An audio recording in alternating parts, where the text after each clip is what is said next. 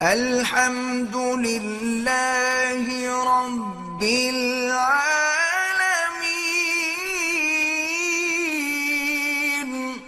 کوئی سر سے کپڑے دھونے سے کوئی دم نہیں پڑتی۔ میری والدہ نے مدینے سے عمرے کی نیت کی تھی، راستے میں طبیعت خراب ہو گئی، 2 دن بعد عمرہ ویل چیئر پہ کر لیا، اب کوئی دم نہیں دینا پڑے گا۔ جو لوگ فوت ہو گئے ان کے لیے طواف کریں۔ اگر احرام کی حالت میں خارش ہوئی ہو، ایک قطرہ خون نکلا ہے، کچھ نہیں ہوتا، آپ کا عمرہ بالکل ٹھیک ہے۔ طواف کے درمیان میں عورتوں سے ٹکراؤ ہوتا ہے، آپ بچنے کی کوشش کریں، باقی اللہ کے ہاتھ میں ہے۔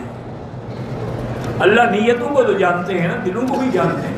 آپ نظر نیچے رکھیں اور بچنے کی کوشش کریں اور لاہور پڑھتے رہیں۔ بہرحال چپل جو بھی ہیں دوسرے لوگوں کے استعمال نہ کریں۔ اپنے وزن کے سامان میں اگر پانی لے جائیں۔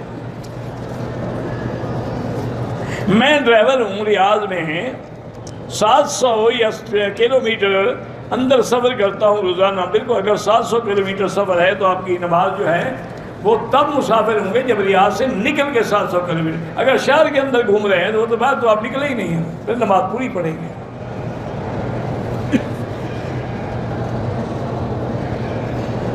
وتر کے درمیان تکبیر کرنا بھول گئے، کیا کریں؟ تکبیر کرنا مجھے نہیں پتا کیا تکبیر کرنا بھول گئے۔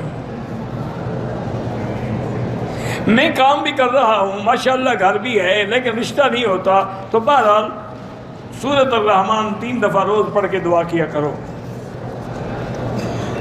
ہر طواف کے بعد 2 رکعت پڑھنا نفل نہیں، واجب الطواف ہے، چاہے وہ طواف نفلی ہو، عمرے کا ہو، حج کا ہو، زیارت کا ہو، وداع کا ہو۔ غار ثور غار حرا میں جا کے نفل پڑھنے کا کوئی حکم نہیں ہے، ویسے دیکھ سکتے ہیں۔ میری خواہش ہے کہ میں 5-6 شادیاں کروں، ماشاءاللہ 4 سے زیادہ تو جائز ہی نہیں ہے، تو کیا پہلی کو مار دیا کرو گے؟ انا للہ و انا الیہ راجعون۔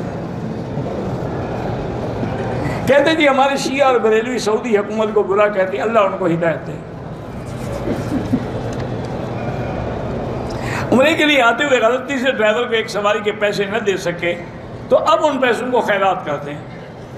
عمرے کے سارے فرض ادا کیے، سر نہ مڈایا، تو سر جب نہیں مڈایا تو فرائض کیسے ادا کیے؟ سر مڈائے ورنہ دم بھی پڑ گئی۔